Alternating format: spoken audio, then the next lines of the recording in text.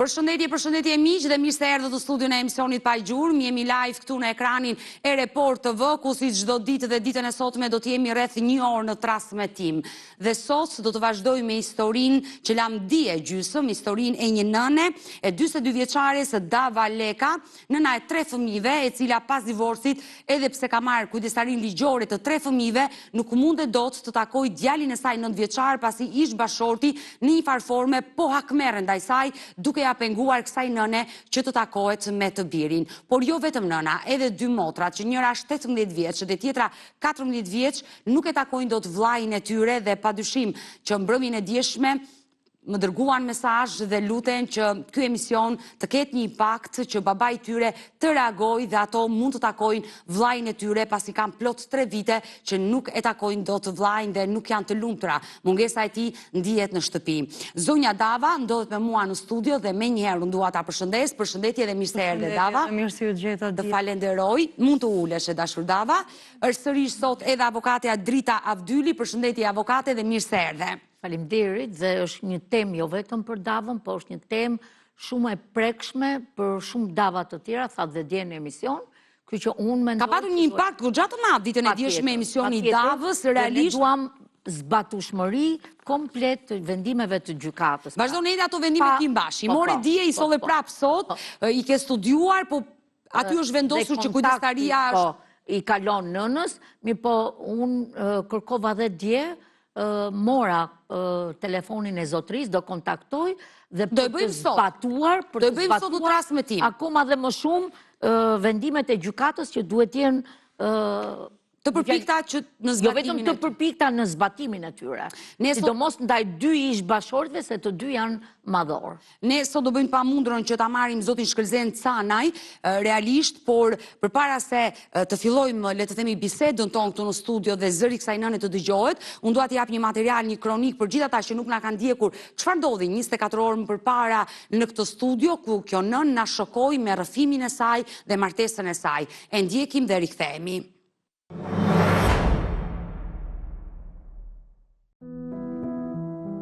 Një nën nga Burreli, por përballet prej 2 vitesh me mungesën e të birit, ndonse drejtësia i ka njohur kujdestarin.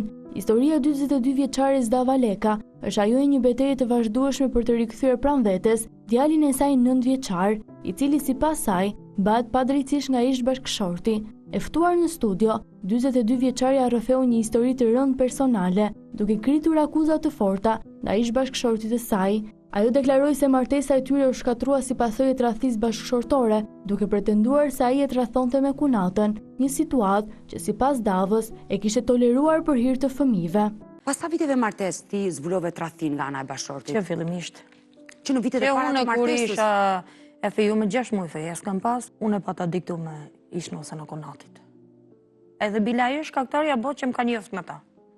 Si nëna e saj, e babi imi në kushrit të dytë. U martua me ty dhe e kishte atë lidhje?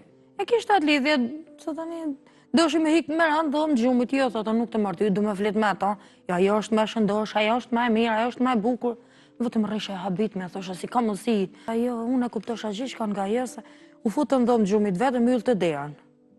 Ajo gjonë, noste. Po ti rje në kuzhinë? Në kuzhinë. Po mirë, vllai ti si reagonte?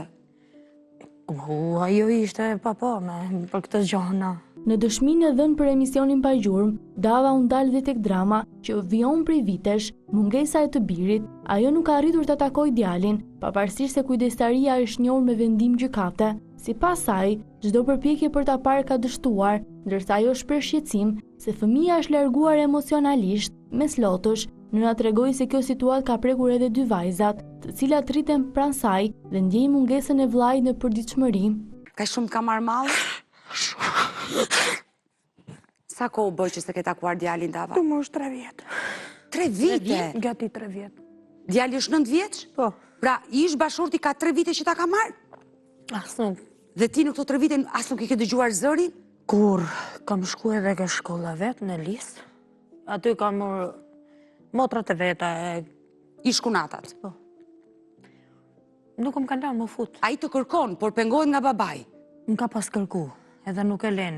E kërcënojnë shumë kunati anglisë. Në emisionin e sotëm mbetet për të parë dhe qëndrimi i palës tjetër, ku pritet një reagim nga ish bashkëshorti për të dhënë versionin e tij mbi këto pretendime.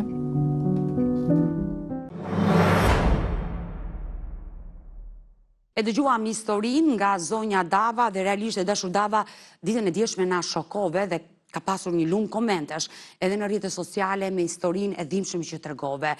Thej që bashkëshorti më tradhtoi me kunatën dhe kunati pas divorcit më kërkoi që të kisha marrëdhënie. Por kjo është e rëndë. Kjo ndodhi fill pas divorcit? Po, Por si, të mori në telefon? në telefon. Dhe çfarë të tha? I kam pas edhe mesazhe, po më prish, ishte një kom lek këto. Dhe çfarë të tha? Do të vazhdojmë bashkë. Unë nuk e pranoj gjë, as nuk kam për ta pranuar kurrë. Ai me atë fjalë që ka thonë ai të paditët. I dashur Dava, për të qenë sinqert, unë e bëj me çdo personazh, ka pasur dhe njerëz nga familja e Canaj të cilët kanë telefonuar në redaksi dhe kanë thënë që shkaku i divorcit ishte tradhtia e Davës, ta akuzojnë ty për tradhti. Ta akuzojnë sa duan. Të thonë çfarë duan se njerëzit nga i noti dhe folin. Po thjesht kom marrë për drejtsinë time, për fëmin tim. Më kërku fëmin tim. Edhe kërkoj të ardhën e fëmijës tim, se s'ka bos një lloj pagese. Këto do ta çoj deri në fund, sa mos i të kem.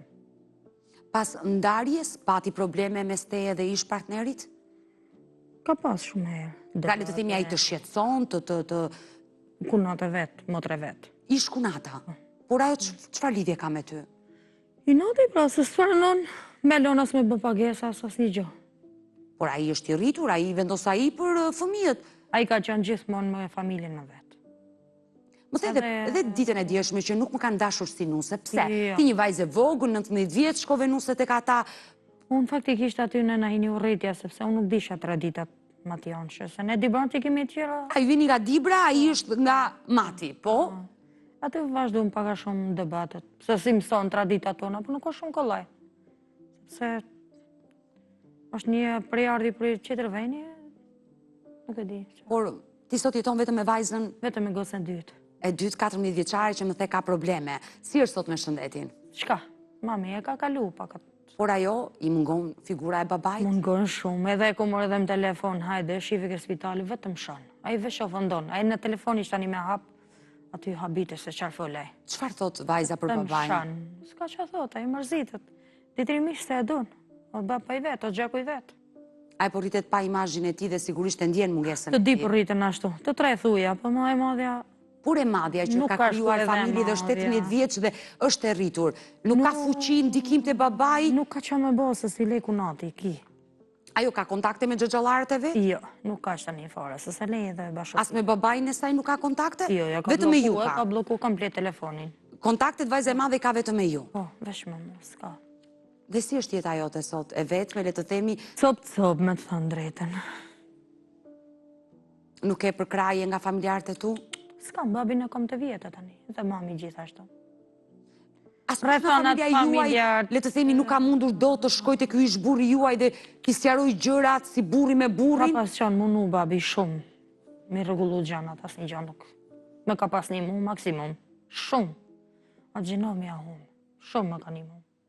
Edhe aty unë kam një vllatë të smund, paralizu, nuk fol, nuk hec, A, ke një vllatë nuk të smuar. ndigjon. Edhe nuk ja kom vu ka me në fyt, ma me thënë drejtën. Sa është me bibilina, si fëmijë. Nëse ish bashorti do të dëgjonte ditën e sotme që unë uroj dhe shpresoj që ai të marri guximin, të hapi telefonin dhe të jetë sot në një përballje dhe të na tregojë dhe arsyet me çfarë motivi ai pengon fëmijën 9 Unë vjeçare. me të thënë drejtën edhe sot me qam nuk si për hit kalamave pranoj. Pa ai nuk... Unë në fshatin e vetë nuk mund me shku. Sa i ka kërku me shku në fshatin e vetë. Pse ai të ka kërkuar që ti Po, të gocës rikthesh? madhe i ka thonë, po. Po, s'kam qaj bëj motra, qa ti bëj vlajt. Po tani familja është familje, nuk është. Ti dëshiron të rikthesh? Në familja ti e jo në fshat. Nëse ai merr një shtëpi me qira më vete, ti je gatshëm të rikthesh. Po, Pra, zonja Drita, ne mund të kemi një ndërmjetësim jo vetëm për fëmijët, bashkimin e fëmijëve, por ai ka kërkuar që të rikthehet. Gocës madhe i ka thonë, se mu jo. Gocës madhi ka thënë që të Ma rikthehet. Kimi me të do na sjellë akoma dhe më të qartë situatën, sepse ne kemi përballë njërën palë, po duam Dëgjojmë dëgjojmë dhe dhe palën palën tjetër, padyshim. Sigurisht. Unë do kontaktoj, ju premtova dhe mendoj që Jo, ne do bëjmë sot. Gjithë qëllimi i këtij emisioni është që ne sot të kemi zërin e tij, të jeni një përballje dhe me shpresën që të kemi një ndërmjetësim Në këtë transmetim live dhe do ishte... Dofta të dy ish bashortët të vendosin vetë, por ne duhet që të rregullojmë marrëdhëniet me fëmijët, pra të vendosim si duhet vendimin e gjykatës sipas drejtësisë dhe në mënyrë të qartë pastaj të tregojmë dokumentat e duhura për të arritur në këtë detaj. Pra që fëmijët jenë bashkë me nënën dhe ish bashorti i zonjës Davët paguaj detyrimin ligjor që nga që i takon që ka dhënë gjykata. E dashur Dava, dua ditën e sotme dhe pikrisht që në minutat e para të këtij transmetimi, çfarë do i thoshe ish bashortit? Vetëm kërkoj fëmijën tim. Edhe nuk du fjalë ofenduese, nuk du asnjë gjë. Jo, askush nuk ka të drejtë të ofendoj. Nëse ai do ofendoj në këtë transmetim, do jem unë e para që do e mbyll telefonatën. Ai ofendon shumë. Kështu që do mundohemi me tone të qeta të zgjidhim gjërat dhe jo ti acarojmë në këtë transmetim. Me ndigju fjalët e atij tik truni. Por ti më the pak më parë që nëse ai do më kërkoj rikthim për hir të fëmijëve, unë mund të rikthehem. Po në fshat atij jo. Por me një kush që jo të rikthehesh tek ajo banesë ku ti ke jetuar me familjarët e Edhe ti. ai nuk ka det, edhe ai nuk ka as pjesë as tokë as shtëpi as asnjë gjë, me kushte shumë më të vështira jeton. Një pyetje të sinqertë. 20 vite të shkatroj jetën, ku e gjen atë fuqi ta falësh? Ta fal vetëm për hir të kalamave, ti janë kalamajt bashk. Atë kënaqësi du. Nuk du asnjë gjë më tepër. Fëmia është gjëja më e shtrenjtë e nënës, por ti për jetën tënde nuk Ai mendon? vetëm këto nuk do të harroj vujtjet e gocës madhe edhe kësaj të dytës. Ti sakrifikon jetën tënde për hir të fëmijëve. Po. Ai Nuk do të paragjykoj, pa është normale kjo, edhe një nën duhet të jetojë. Nëse s'ka dashuri, unë s'mund të rikthem një martese për hir të fëmijëve. Por derisa ish bashorti po mban fëmijën tjetër, do të thotë që ai ka dhe një natë brendshëm. Ndofta nganjëherë urrëtia është pas një dashurie. Dashurin me urrëti një fije peri thonin dan, por e vërteta nuk dihet. Prandaj po aludojmë, sepse po dëgjojmë vetëm zonjën Dava. Isha shumë e dëshiruar që dëgjoja dhe zotin Shkëlzen lidhur me marrëdhëniet që do kenë këto si prindër, po për mua është shqetësuese marrëdhënia prind-fëmijë dhe vëlla dhe motër, sepse ato duke u rritur me kësaj lloj pasojash mund të jenë njerëz me probleme në shoqërinë pas 10 vitesh. Pra dhe ato pastaj kur të krijojnë familje do kenë probleme. Prandaj problemi është kryesori pra interesi më i lartë në këtë rast është interesi i fëmijëve. Mirë, jemi sërish bashk live dashumish, ku ditën e sotme po flasim për divorcin e Dava Lekës, një nën 42 vjeçare, e cila përpara 3 viteve i dha fund martesës, nëna e 3 fëmijëve që fitoi kujdestarin ligjore për 3 fëmijët, por fatkeqësisht ish partneri, pra babai i fëmijëve, Shkëlzen Canaj, i ka marrë përpara 3 viteve djalin e vogël dhe nuk ja kthen më nënës dhe kjo nën ka plot 3 vite që nuk e takon të birin e saj. E dashur Dava, drita tenton që do të kemi zërin tjetër, palën tjetër, unë do ngrihem në këto momente dhe pa dyshim që do e telefonoj zotin Shkëlzen Canaj me shpresën që do na përgjigjet në këtë transmetim të drejt për drejt, ta kemi zërin e tij. Të dëgjojmë çfarë do na thoj, kush është versioni i tij.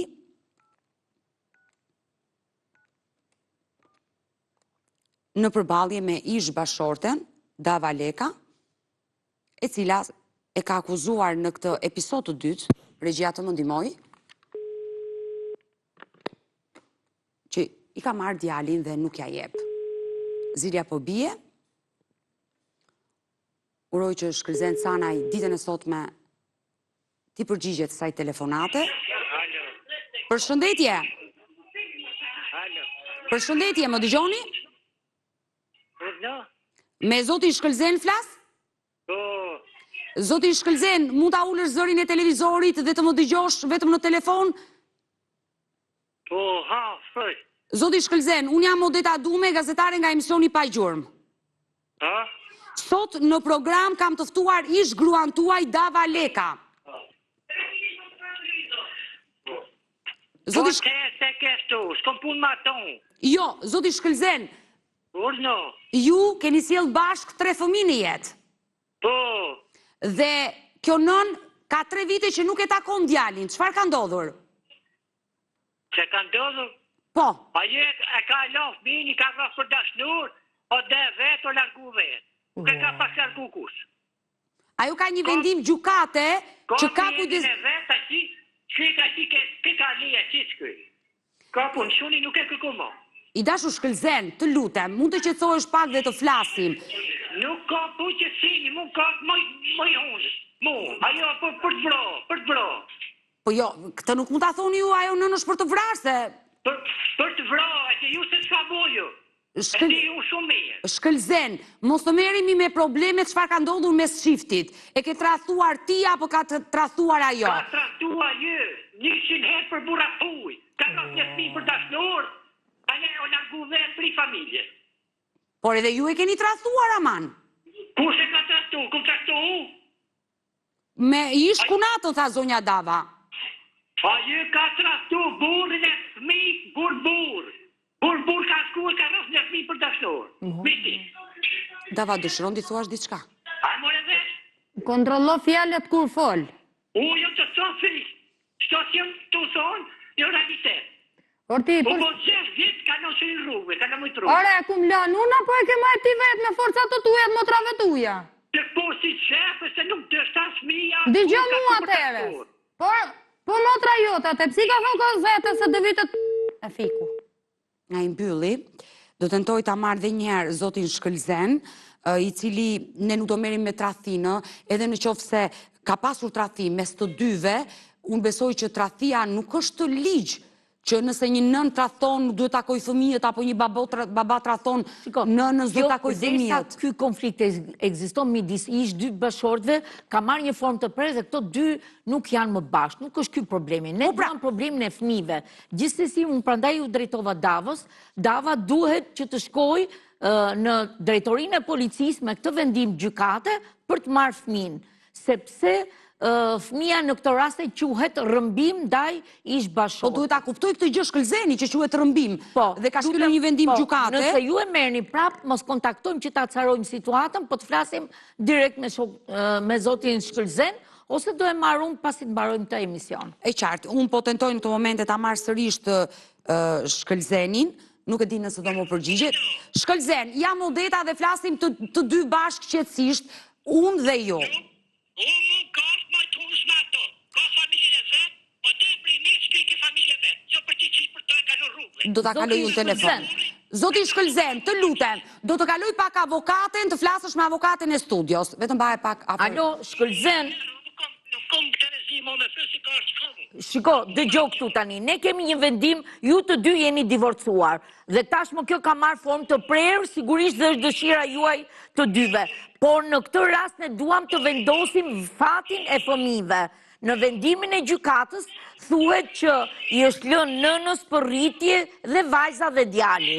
Lutem sa më shpejto të dorëzoni fëmin, sepse ky quhet rrëmbim dhe është një vepër penale. Unë kam frikë që juve pastaj do të akuzoni për këtë vepër penale. Ju keni detyrimin që të paguani për detyrimin ushqimor derisa fëmijët të bëhen 18 vjeç.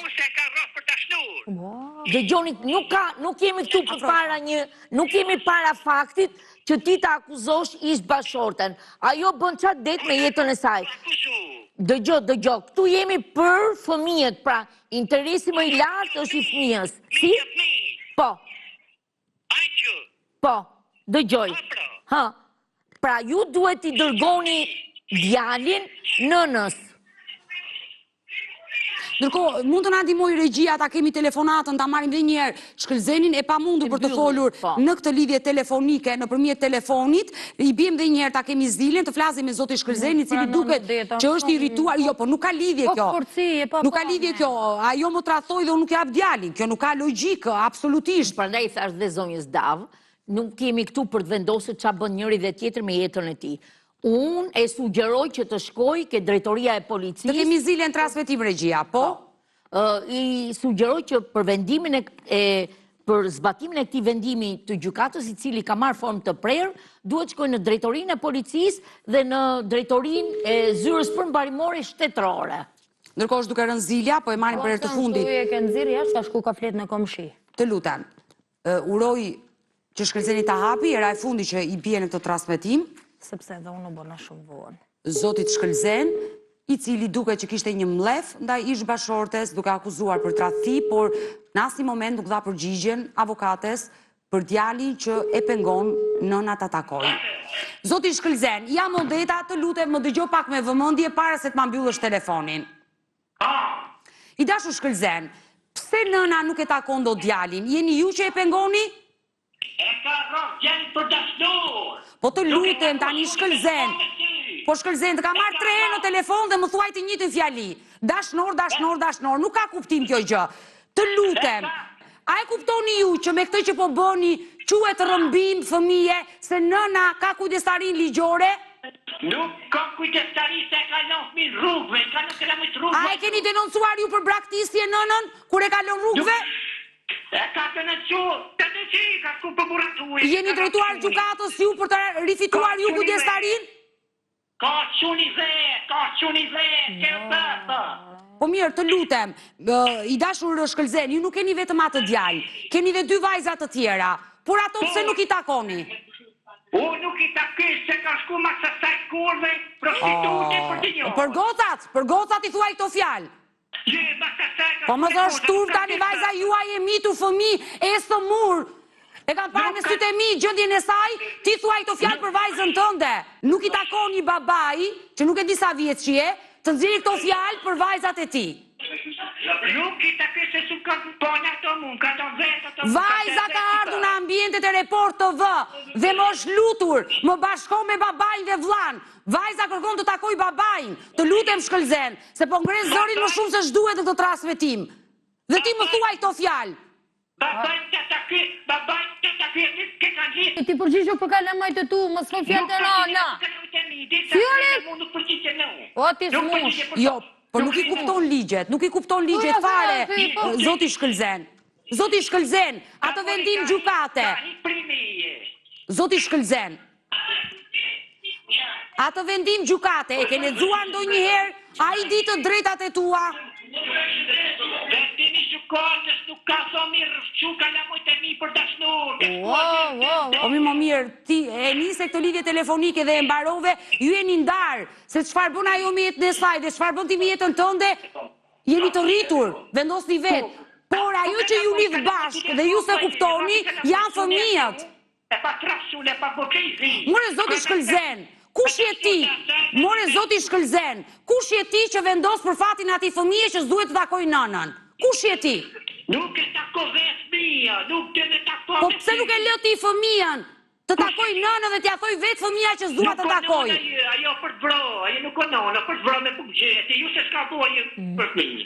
Po mirë, o Shkëlzen, po e marrë të mirë qënë, o Shkëlzen, nuk jemi këtu, o Shkëlzen, nuk jemi këtu të gjykojmë jetën tuaj. Kjo nën mund të ketë bërë 1000 të zeza, ti mund të kesh bërë 2000 të zeza. Ora e kuptoni që jeni prindër, ç'kusur kanë ata fëmijë të rritë pa prindër, se do ti? E ka si vetë atë rrugën i me 10.000, në fëmijë ka si vetë. Nuk ka të baba ato. Nuk ka të baba ato. Ore zotri, të lutem. Gru. A më dëgjoni Shkëlzen? Po të gjëj mo, të gjëj u, e që ketë mo, u kompletjamen ma to. Po mi më kjo urrejtja që këti nga ish partnerja blokon fëmijët, dole në fjalët e mia drita, që ka prindër që hakmerren në formën më të keqe të mundshme dhe shumë Shkëlzeni. Se si për zbatimin e këtij vendimi gjykate, ka organe, është drejtoria e policisë, është Shkëlzen, unë nuk kam ndërmend këtë transmetim të mbush mendjen ty, por të lutem, dëgjoj avokaten, çfarë mase mund të merren ndaj jush me këto veprime që bën. Nëse kjo nën i drejtoi policisë, çfarë? Atëre ky Zoti Shkëlzen, nëse nuk dorëzon fëmin, atëherë kjo quhet rrëmbim të fëmisë dhe është një vepër penale. Unë i sugjeroj Zotit Shkëlzen që të ndjeki rrugën ligjore për të dërguar djalin dhe tek nëna e tij dhe për të zbatuar vendimin e gjykatës për detyrimin ushqimor për çdo muaj që kanë në lektoria. Shkëlzeni, por Shkëlzeni nuk dëgjon. O Shkëlzen, a dëgjon? Dëgjeju. E dëgjove avokaten? Me mua s'ti fu se kini, s'ti fu, s'ti zog se kini mo. O nëse fol kot se Noelin do ta morë, lodhu sa dush. Mos e acarosi. Hajde ta moj, hajde, u shtilko. Do vizone pra. Shkëlzen, gjithsesi mos azjasi më këtë telefonat, Shkëlzeni u kuptua që e mbylli vetë. Zonja Drita, e besove tani që ka prindër që hakmerren me njëri tjetrin pas divorcit dhe dëmtoi fëmijët? Ki për herë kështu ka qenë në Odeta. Por unë me qënë se të dy duan që të vetë vendosin drejtsin, unë them që të shkojnë tek organet të cilët e vendosin këtë. Unë prap nuk jam e bindur nëse ju keni shkuar në drejtorinë e policisë për... Kam qënë në 2005, më vuni... Jo në 2005, se 2023 ke... Tani, para vitit të ri, kam shku para 6-7 mush, pra me thamë mund dhe të pagush. Jo, drejtoria e policisë... Nuk kam mundësi. Drejtoria e policisë nuk është me pagesoj. Jo, aty kam shku. Gjithsesi, unë do Jo, të bësh denoncime me pagesë? Po s'ka denoncime me pagesë. Po pra, kështu që mos i ngatëron, jetë emocionalisht e ngarkuar dhe dofta nuk dinë se sigurisht që ka dhe disa vite larg fëmijëve, larg djalit dhe shumë e pjesë mirë, por edhe përgjigjet janë dhe të pasakta tuaj. Kështu që unë do merrem direkt me këtë rastin, ndofta do i drejtohem dhe drejtorisë policisë për këtë rastin, por duhet dhe zonja t'i drejtohet organeve kompetent për zbatimin e këtij vendimi të gjykatës, sepse vendimi i gjykatës ose një akt marrëveshje ndërmjetësimi janë të zbatueshëm. Duke ditur që merresh me ndërmjetësime, ky rast ka shanse të gjendet, është e pamundur. Sepse e dashur dava the pak më parë që ai ka kërkuar vajzës të rikthehem dhe unë mund të rikthehem. Ti mund të rikthesh tek i njëjti burr? Po hir të kalamajve, po me morë në burrel, se në fshat nuk shkoj kurrë. Në fshat nuk kthehem. Pra me gjithë që ne dëgjuam dhe nëse ai... Unë mendoj se ai nuk rikthehet në çdo lloj vendi përsa u shpreh në atë formë. Gjithsesi unë nuk kemi gabuar. Për herë ashtu shpreh. Po kështu ka qenë martesa juaj? Për herë, kështu. Nuk mush, vetëm truni vet. Nuk dua të paragjykoj, por është situata shumë e rëndë, domethënë, dhe mua më vjen keq për fëmijat. Një vajzë 14 vjeçare që e ndjen mungesën e babait dhe lutet të bashkohet me të vllajin, një djalë që sigurisht e vuan. Çdo fëmijë e vuan. Mendo të dyja kanë djalë që dëgjon këtë fjalor nga babai, dëgjon nga hallat, mund dëgjon nga të afërmit dhe çfarë urrëtie krijohet në brendësi dhe si rritet ky fëmijë kur shkon në shkollë që ka bashkëmoshatarët e tij me të dy prindrit me të babain. Që kjo është një dramë familjare, them unë, por vetë zonja duhet marrë fuqin për të zbatuar këtë vendim gjykate. Që është shumë e rëndësishme dhe uroj që zëri juaj të dëgjohet ditën e sotme nga kjo studio dashur dava, sido që të jetë, çfarë do të ketë ndodhur në jetën tuaj, ato 20 vite martesë, gabove ti, gaboja ai, pak rëndësi ka, ju duhet të kuftoni, ju dhe vetë shkëlzeni, nëse është duke na ndjekur, që bashkë do t'ju lidhi përjetësisht 3 fëmijët. Se një baba... mos jem bashort, po dhe jem prindër të 3 fëmijëve. Po një baba që thot, unë nuk dua t'i takoj vajzat e mia se janë bërë si nëna, kjo është shumë e rëndë. Ashtu i ka fundu për herë. Edhe ku natë janë listë të dyja. Jam ndova që dëgjova nga një burr këtë fjalë për vajzën e tij 14 vjeç, të sëmur, që është si drita. Shpresojmë që vajza mos ta ketë dëgjuar. Jo, ajo sidomos e vu edhe më shumë. Se vajza i dëgjon, i ka dëgjuar. Babai kështu sillet me vajzën. Për herë, ashtu ka qenë. Jo, po unë kam përshtypjen që ai mund të ketë ndonjë problem psikologjik. Se nuk është normale një baba të sillet shumë me fëmijët. Ka pasur probleme të tilla? Jo, nuk ka shfaq.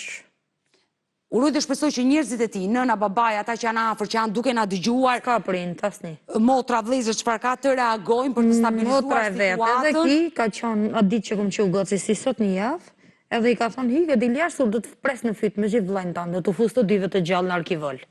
Kjo prej frikë që ka hik. Kush është mesazhi i fundit e dashur dava që do përcjellet ditën e sotme familjes Sanaj dhe ish bashortit? Mesazhi im i fundit është që të përgjigjet për kalamajt, të mësilli shunin, të binë pagesat, ditërimet e shtetit se që janë vu si rregull, edhe s'do asnjë gjë.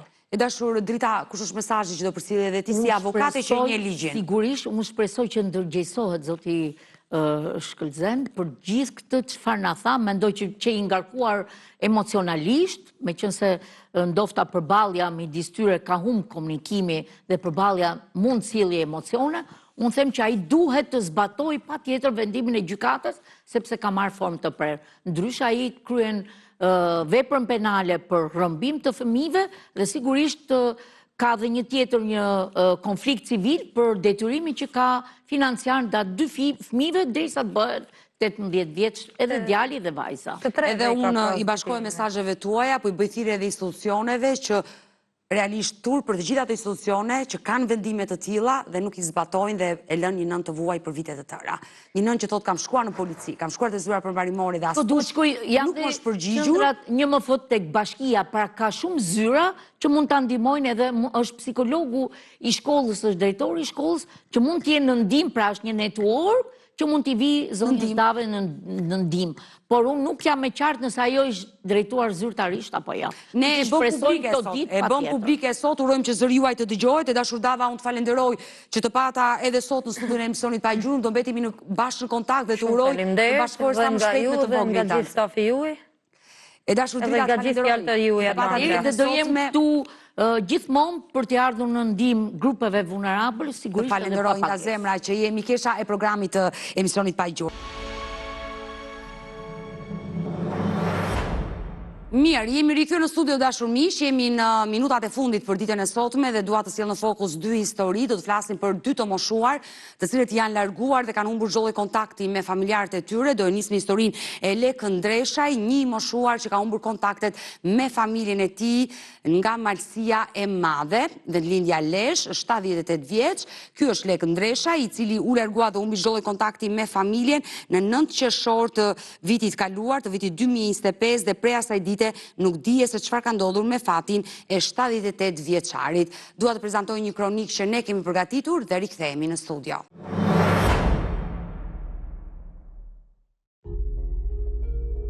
Gëzim Ndreshaj, 48 vjeç banues në Belgjik, është detyruar të udhëtojë drejt Shqipërisë pasi ka humbur çdo kontakt me tatin. Lek Ndreshaj, 78 vjeç. 78 vjeçari jetonte në fshatin Torovic të rrethit të Lezhës, së bashku me bashkëshorten e tij Katinën, 70 vjeçe. Më 8 qershor, çifti udhëtoi drejt fshatit Bshet të Malësisë së Madhe, pasi ishte ndarë nga jeta vllai Katinës. Pasi qëndruan gjatë gjithë natës atje për të respektuar ritet mortore, ditën e nesërme, më 9 qershor, rreth mesditës, pak para varrimit, Leka është dukur pa lënë asnjë gjurmë. Nga ai moment, familjarët dhe banorët kanë nisur kërkimet në zonë, por pas një rezultat. Djali i tij Gëzimi, i cili ndodhet sot në studion e emisionit Pa Gjurmë, ka rrëfyer për gazetarët se babai i tij 2 vite më parë kishte pësuar një trompoz dhe dyshimet e familjes janë se ndoshta ka pësuar një problem shëndetësor për shkak të luhatjeve të tensionit. Pavarësisht kërkimeve intensive të cilat vështirësohen për shkak të terrenit, për fat të keq nuk është gjetur asnjë gjurmë apo informacion për 78 vjeçarin. Djali i tij apelon për ndihmë, me shpresën se dikush mund të ketë parë apo dëgjuar diçka që mund të ndihmojë në zbardhjen e kësaj zhdukje të pazakontë.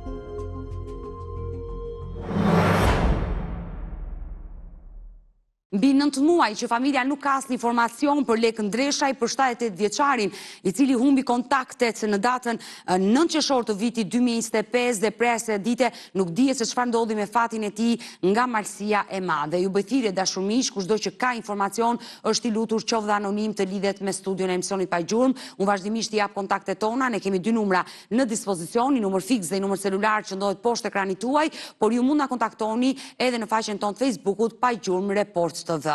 Jemi sërish bashk live për të vazhduar me historinë e fundit për ditën e sotme. Jemi në kërkim të Sulejman Bekshiu, si një tjetër i moshuar nga Kavaja, që ka humbur çdo lloj kontakti me familjen e tij në 10 shtator të vitit kaluar dhe nuk dihet se çfarë ndodhi me fatin e Sulejman Bekshiut, i cili mëngjesin e 10 shtatorit doli nga banesa e tij për të shkuar për të trequr pensionin, por fatkeqësisht nuk u kthye më në shtëpi dhe prej asaj dite familja është ende në kërkim. Çfarë dyshojnë familjarët dhe çfarë zbuluan nga kamerat e sigurisë, pikërisht nga disa kamera sigurie të ambienteve private në zonën ku ai jetonte, ndjekim të material dhe rikthehemi.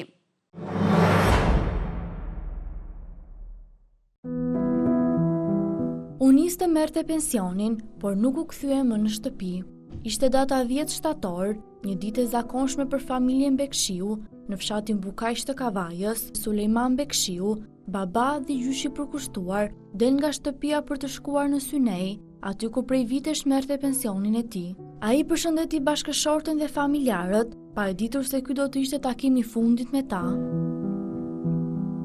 Rreth orës 11, ai shihet nga punonjësja e postës që shpërndan pensionet. Kamerat e sigurisë të vendosura në fshat tregojnë që ai ka kaluar te ure Kavajës dhe pas këtij momenti, gjurmët e Sulejmanit humbasin. Në shtëpi, bashkëshortja, djali dhe nusja presin me syt nga dera për kthimin e tij. Atë ditë, 82 vjeçari kishte veshur një bluzë të bardhë me vija dhe një paltuta. Sulejmani nuk kishte probleme shëndetësore, ishte i kthjellët dhe aktiv, prandaj zhdukja e tij për familjarët mbetet e pashpjegueshme. Sot ata kërkojnë me dëshpërim ndihmën e çdo njeriu, çdo informacion, sado i vogël, mund të çojë drejt gjetjes së tij.